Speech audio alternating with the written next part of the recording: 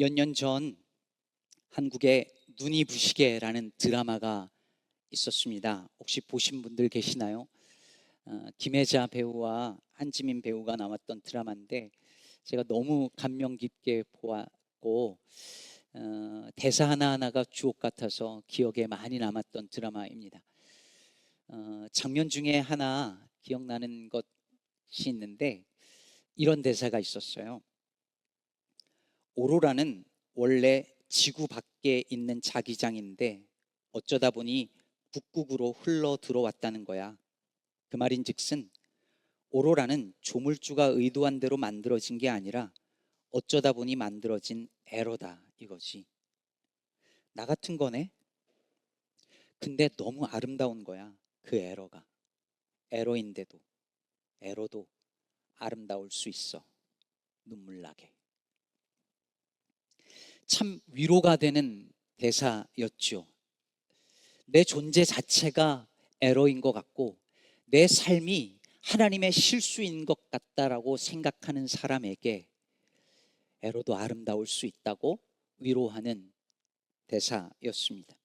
우리는 우리의 삶에 에러가 없었으면 좋겠어요.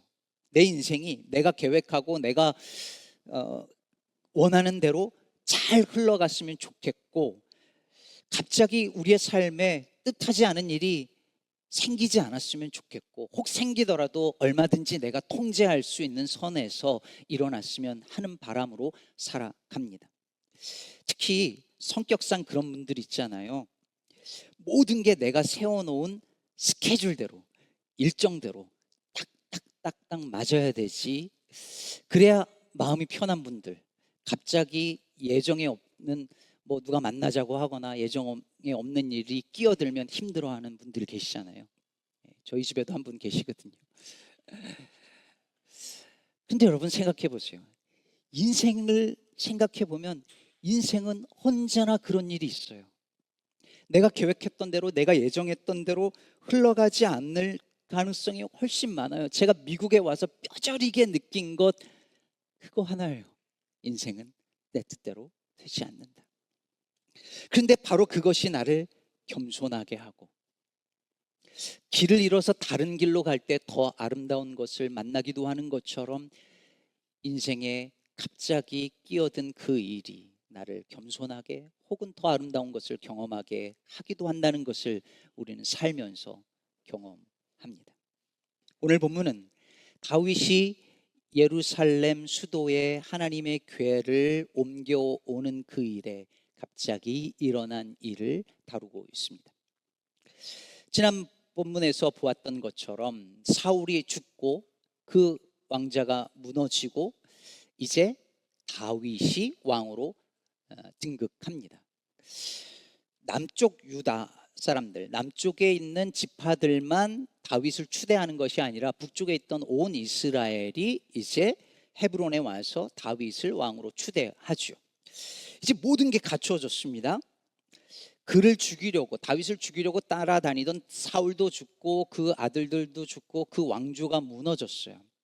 이제 남쪽만 아니라 북쪽에 있는 사람들도 다윗을 추대합니다. 도망 다니던 시절부터 따라다니던 그의 용사들과 부하들과 신하들이 충성을 맹세합니다. 더군다나 이제 예루살렘이라는 수도까지 생겼습니다. 모든 게 갖춰진 것 같습니다. 그런데 단 하나, 한 가지가 빠졌습니다. 무엇입니까? 하나님의 궤가 없습니다. 언약궤를 옮겨와야 합니다. 그게 없으면 다른 게 다 있어도 소용이 없어요. 왜 그렇습니까? 언약궤는 하나님의 상징이었습니다. 하나님의 임재의 상징이었어요. 하나님이 다윗과 함께 하시고 하나님이 다윗의 왕조를 기름 부어 세우시고 축복하신다라고 하는 사실을 보여주는 가장 강력한 증표가 될 수 있는 것이 하나님의 궤였습니다. 정치적인 관점에서 생각해 봐도 그렇습니다. 여러분 생각해 보세요. 하나님의 궤만 가져오면 이스라엘은 온 지파가 다 다윗 왕조를 중심으로 완전하게 뭉칠 수 있습니다. 여러분 이전 정권이 무너지고 새 정권이 들어왔을 때 이전 정권을 그리워하는 사람들이 있는데, 그 보수주의자들이 있는데, 이 새롭고 진보적인 왕이 그들의 마음을 다 얻을 수 있는 길은 한 가지, 법궤를 가져오는 거였습니다. 법궤만 가져오면 예루살렘을 중심으로 다윗 왕조가 완전한 나라를 통합시킬 수 있고 하나님의 임재를 확보할 수 있는 상황이었던 것이죠.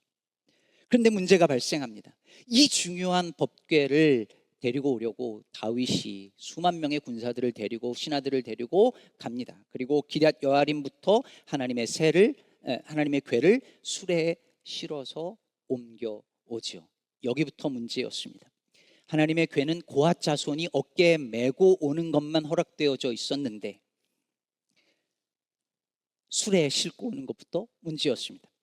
그래서 결국 사단이 납니다. 결국 기돈의 타작 마당에서 소들이 뛰면서 법궤가 쓰러지려고 하자 누가 나섭니까? 웃사가 나서죠.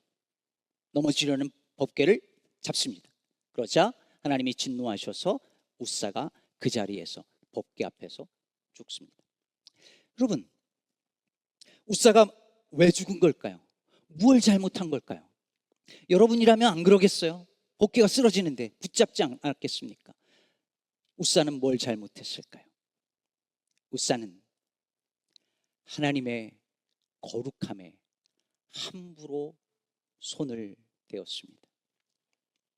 그 궤는 아무나 함부로 그냥 만져도 되는 것이 아니었습니다. 하나님의 거룩함은 아무나 손을 댈 수 있는 어떤 것이 아닙니다. 내가 통제할 수 있고 내가 지킬 수 있고 내가 보호할 수 있는 그 어떤 것이 아닙니다. 그런데 웃사는 마치 하나님의 임재를 내가 통제할 수 있고 하나님을 내가 보호할 수 있다라고 생각하고 착각했습니다. Don't worry, Lord. I'm here and I will protect you and your kingdom. 이렇게 생각한 거죠. 그러나 여러분 기억하십시오. 우리가 하나님을 지키는 것이 아니라 하나님이 우리를 지키십니다. 우리가 교회를 지키는 것이 아니라 교회의 주인 되신 주님께서 우리의 교회를 지키십니다. 유진 피터스는 교회에 이런 웃사병 걸린 사람들이 있다고 했습니다. 교회를 무너뜨리려고 하는 저 세력으로부터 우리가 교회를 지켜야 된다라고 노심초사하는 사람들입니다. 그러나 교회를 지키는 이는 목사도 아니고 장로도 아니고 교인도 아니고 교회의 유일한 주인 되신 우리 주 예수 그리스도 한 분밖에 없습니다. 이것을 착각할 때 우리가 주인의 자리에, 주님의 자리에 서게 되는 것입니다. 여러분, 웃사가 죽는 것을 보고 다윗이 무엇을 생각했을까요? 가슴이 철렁 내려앉았을 것입니다. 하나님의 궤를 자신의 목적을 위해서 데리고 올 수 있는 어떤 걸로 생각했는데 웃사가 죽는 것을 보면서 하나님의 궤는 내가 어떻게 써먹을 수 있는 그런 게 아니구나.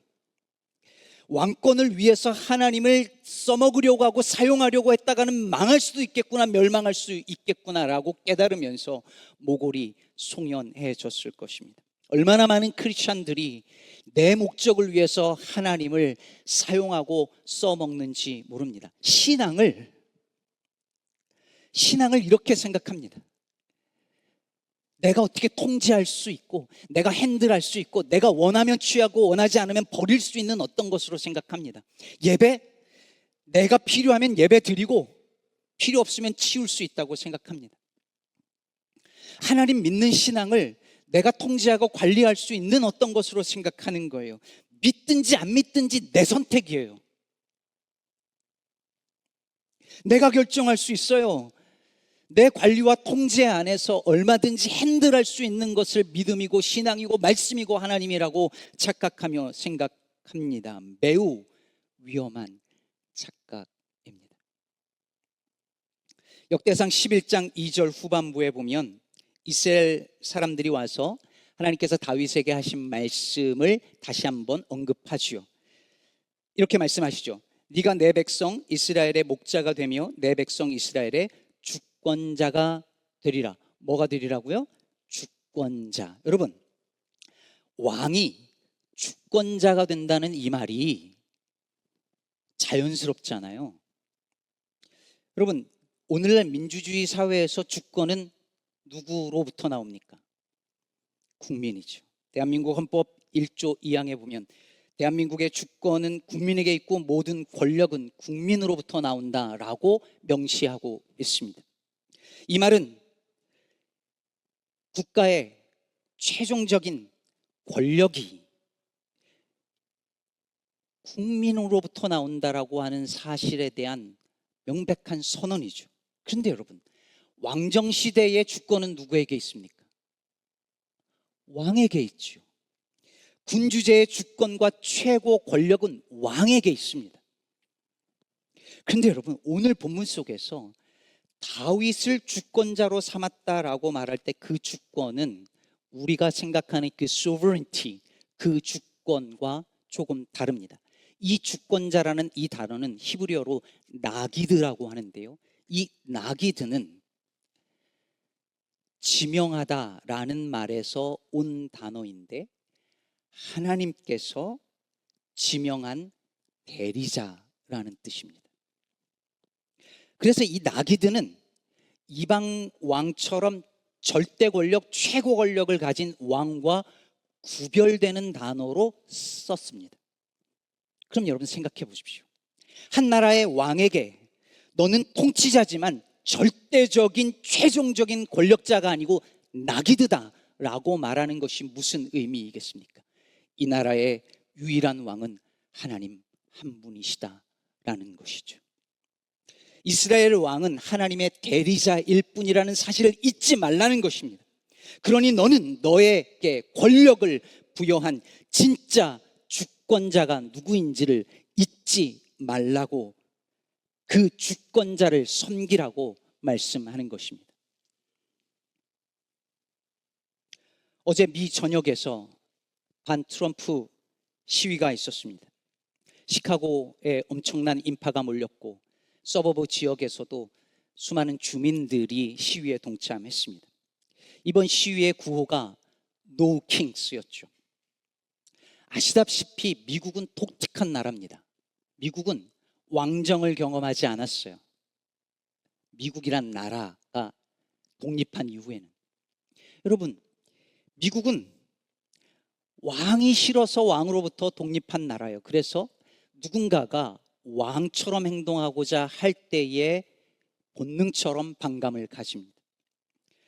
주권이 국민에게 있다는 사실을 잊어버리고 권력을 부여해 준 국민 위에 서려고 할 때에 당신은 왕이 아니다 라고 선언하면서 그 자리에서 내려오라고 명령하는 것입니다. 우리가 부여한 권력으로 우리 위에 서서 우리를 함부로 대하지 말라고 정당하게 말하고 경고하는 것이죠. 오늘 하나님께서도 다윗에게 경고하십니다. 모든 것을 너의 통제 아래 둘 수 있다고 착각하지 마라. 너의 힘은 내가 잠시 너에게 맡겨둔 것이니 그 힘을 함부로 쓰지 마라. 네가 원하는 대로 되지 않을 때, 국가의 통치가 네 뜻대로 흘러가지 않을 때, 내가 네 맘대로 움직여주지 않을 때, 바로 그때가 너가 누구인지 깨달을 순간이다 라고 말씀하는 것입니다. 오늘 본문 12절에 보면 다윗이 말합니다. 그날에 다윗이 하나님을 두려워하여 이르되 내가 어떻게 하나님의 궤를 내 곳으로 오게 하리요. 여러분, 왕이에요. 왕인데 저기 있는 저 상자 하나 못 가져오는 거예요. 그 궤짝 하나 못 가지고 오는 거예요. 수만 명의 군사를 데리고 그 궤 하나 못 가지고 오는 거예요. 그래서 다윗이 탄식하며 두려워하며 내가 어떻게 하여야 저 하나님의 궤를 이곳으로 옮겨올까 묻는 거죠. 산악인 어몽길 씨를 여러분 기억하실 것입니다. 세계 최초로 해발 8,000m 이상의 산악 16좌를 완등한 어마어마한 분이죠. 그럼 고도 8,000m 산에서는요, 산소가 해수면의 3분의 1밖에 안 돼서 두세 발짝 움직이고 나서는 3분에서 5분간 숨을 거칠게 쉬어야 한 발자국을 내디딜 수 있답니다. 엄청난 추위 때문에 손발의 감각이 없어지고 환각 그리고 환청 증세가 들린대요. 그래서 옆에서 동료가 뭐라고 말하는 것처럼 들리는 거예요. 그래서 어떻게 됩니까? 이 어몽길 대장도 정상을 불과 코앞에 두고 환청이 들고 환각이 보인 동료들 수명을 잃어버리죠. 수없이 실패합니다. 그래서인지 어몽길 대장이 산에 대해서 이렇게 말한 적이 있습니다. 산은 정복하는 게 아니라 정상을 잠시 빌리는 것입니다. 산이 나를 받아주었기 때문에 올라갈 수 있는 것이지, 산이 나를 거부하면 내가 아무리 잘났어도 절대로 올라갈 수 없습니다. 여러분, 시인들도 비슷한 말을 해요. 이정록 시인이 이런 말을 합니다. 시는 쓰는 게 아니라 받아 모시는 거다. 시는 온몸으로 줍는다. 여러분, 산은 정복하는 게 아니라 잠시 정상을 빌려주는 것이고, 시는 쓰는 게 아니라 받아 모시는 거래요. 이런 마음이 있는 사람만이 산 정상에 오를 수 있고, 이런 마음이 있는 사람만이 시를 받을 수 있어요. 여러분, 믿음도 마찬가지입니다. 내가 노력하면, 내가 뭔가를 하면 얻을 수 있는 그런 게 아니에요. 신앙은, 은혜는, 구원은 하나님께서 내어주시는 거예요. 내가 쟁취할 수 있는 어떤 것이 아니라 하나님이 내어주시기 때문에 우리가 받을 수 있는 것입니다. 그래서 은혜라고 부르는 거예요. 다윗이 어떻게 해야 하나님의 괴를 내게로 데리고 올 수 있을까 묻죠. 네, 하나님이 내어주시면, 하나님이 허락하시면, 그러면 그 괴를 모실 수 있는 것입니다. 저는 오늘 말씀을 준비하면서 오늘날 그리스도인들에게 가장 필요한 마음은 두려움이 아닐까 생각했습니다. 사람들이요, 하나님 앞에서 거침이 없어요. 예배 드리러 나올 때 아무런 두려움도 아무런 경외심도 없이 예배에 나와요. 목사가 이 자리가 얼마나 두려운 줄 모르고 거들먹거려요. 교인이 느지막이 슬리퍼 끌고 나와가지고 편하게 아무런 불편함도 없이 예배를 관람하다 가요. 온라인 예배 드린다고 하면서 셀폰 꺼내서 침대에 앉아서 누워서 예배를 그냥 봐요. 그런데 아무것도 두려워하지 않아요. 내가 원하면 하나님을 나 있는 곳으로 언제든지 끌어올 수 있다고 생각해요. 아무런 두려움 없이 하나님을, 말씀을, 믿음을 함부로 대하는 거예요. 그러면 하나님을 함부로 대하는 사람은 어떻게 하는지 아십니까? 사람도 함부로 대해요. 하나님을 두려워할 줄 아는 사람만이 사람을 귀하게 여깁니다. 풀도 나무도 꽃도 이 세상도 귀하게 여기는 마음은 하나님을 두려워하는 마음에서 옵니다. 내가 힘이 있어도, 아니 힘이 있기 때문에 더욱 조심해서 힘없는 사람들을 귀하게 여기고 귀하게 대하는 거예요. 언젠가도 말씀드렸는데, 여러분, 도로 위에서 큰 차가 조심해야 될까요? 작은 차가 조심해야 될까요? 우린 늘 작은 차가 조심하지만 여러분, 아니요, 큰 차가 조심해야 해요. 큰 차가 함부로 운전하면 큰 사고가 나니까요. 작은 차가 다치니까요. 힘 있는 사람이 조심해야 할까요? 힘 없는 사람이 조심해야 할까요? 세상은 힘 없는 사람들이 늘 조심하며 살아요. 그러나 힘 있는 사람이 조심해야 해요. 그 힘을 함부로 휘두르면 다쳐요. 김기성 목사님 책에서 배웠는데, 과거 우리나라에 정월 대보름이 되면 그 전날 마을 사람들이 모여서 몰래 하는 풍습 하나가 있었답니다. 옷걸이와 옷따기라고 불렀다는데요.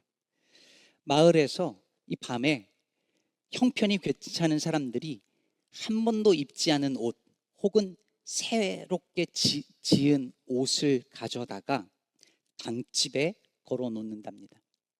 당집, 젊은 분들은 잘 모르시잖아요. 이렇게 신을 모시는 집들이 있었는데 거기다가 갖다 놓는 거예요. 근데 갖다 놓을 때 옷을 훔칠 때보다 훨씬 더 조심해서 갖다 놓는답니다. 가족도 모르게 갖다 놓으면 가난한 사람들이 와서 그 옷을 몰래 가져다가 아무도 모르게 가져다가 입는 거예요. 근데 여러분 생각해 보세요. 나쁜 일을 하는 게 아니라 선한 일을 하는데 조심해서 아무도 모르게 하는 거예요. 이게 얼마나 정겹고 아름다운 일입니까?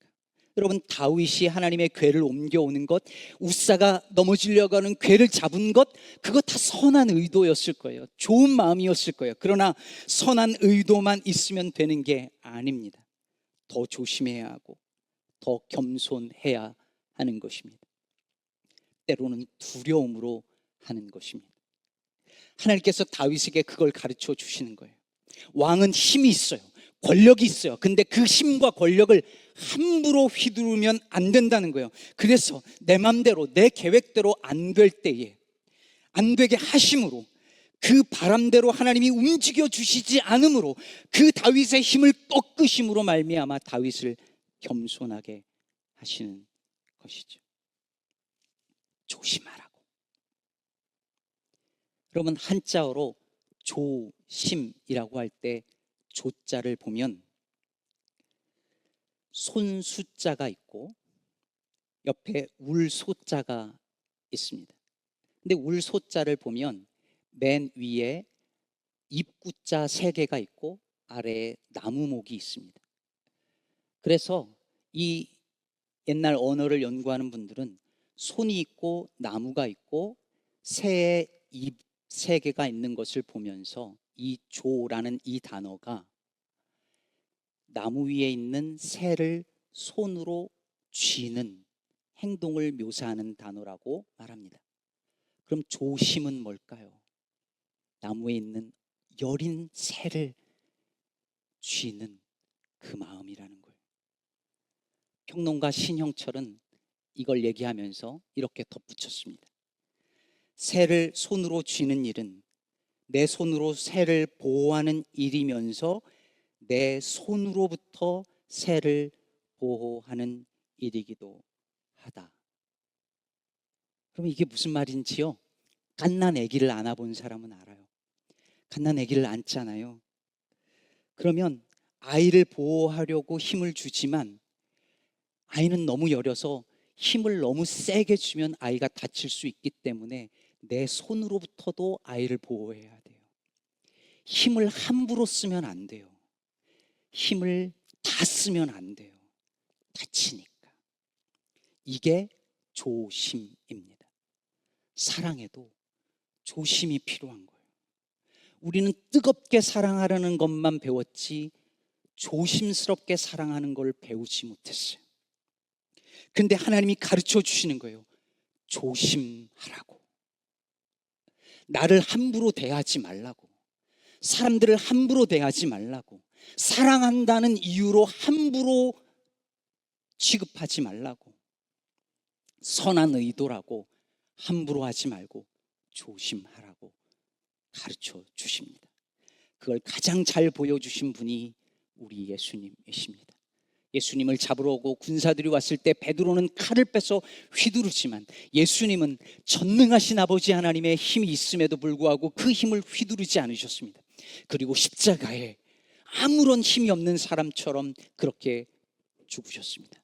그분이 우리의 왕이십니다. 힘이 있어서, 그 권력이 있어서 함부로 휘두르는 사람이 우리의 왕이 아니라, 힘이 있으나 그 힘을 함부로 쓰지 아니하시고 절제하시고 그 힘을 나누어 주시는 그분이 우리의 왕이시고 그분만이 우리의 왕이십니다. 사랑하는 성도 여러분, 우리는 우리의 모든 삶이 내 뜻대로, 내 맘대로, 내 계획대로 내가 컨트롤할 수 있는 상황에서 움직여졌으면 좋겠습니다. 내 바람과 계획과 통제 안에서 하나님도 그렇게 움직여 주셨으면 좋겠습니다. 내가 원할 때 하나님이 거기서 나 있는 데로 와줬으면 좋겠습니다. 그러나 하나님은 내 뜻대로 움직여 주시지 않습니다. 내 바람을 꺾으시고 내 계획을 무산시키시고 내 힘을 좌절시키십니다. 그래서 거침없이 행동했던 나를 겸손하게 하십니다. 하나님을 두려워하는 마음 갖게 하시고 사람을 귀하게 여길 줄 아는 마음 갖게 하십니다. 그러므로 사랑하는 여러분, 내 뜻대로 안 된다면 요즘 여러분의 삶에 내가 원하지 않는 것들이 끼어들어서 내가 통제할 수 없는 어떤 일들이 벌어지고 있다면 그때 내가 누구인지를 깨닫게 하시는 하나님의 은혜로 알고 감사할 수 있는 저와 여러분 되기를 바랍니다. 내 삶의 주인이 내가 아니고 왕이 내가 아님을 기억하며 한 분 왕이신 예수만을 섬기는 저와 여러분 되기를 주님의 이름으로 축복합니다.